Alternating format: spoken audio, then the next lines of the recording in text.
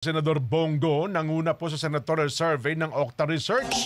8 naman sa mga kandidato ng alyansa ng Bagong Pilipinas pasok din po sa Magic 12. Ibabalita yan ni Mean Corvera. Mean?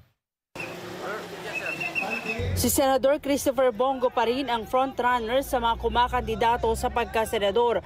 Sa tugon ng masa survey ng Octa Research na ginawa mula April 10 hanggang 16, tinanong ang publiko na kung ngayon gagawin ng eleksyon, sino ang inyong iboboto.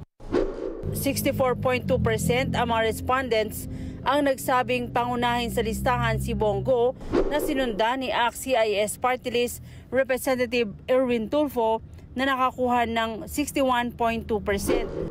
Pumangatlo sa listahan ang broadcaster na si Ben Tulfo na may 45.4%. Pang-apat si dating Senate President Vicente Soto na may 43.3%, habang pang-lima si Senador Ronald Bato de la Rosa na may 40.4%. Nasa ika-6 na pwesto si dating Senador Ping Lacson, sinundan ni Senador Pia Cayetano, habang nasa rank 8 si Senador Ramon Bong Revilla Jr.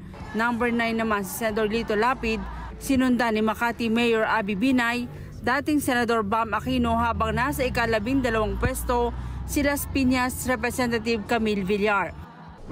Sa 11 kandidato ng alyansa para sa Bagong Pilipinas ng administrasyon, 8 sa kanila ang pasok sa Magic 12.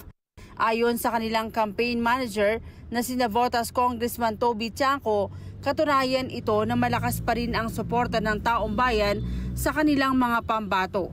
Hindi raw sila titigil sa paghahatid ng kanilang mga mensahe sa taong bayan sa natitirang 2 linggo na itinuturing nilang pinakakritikal na yugto ng kampanya.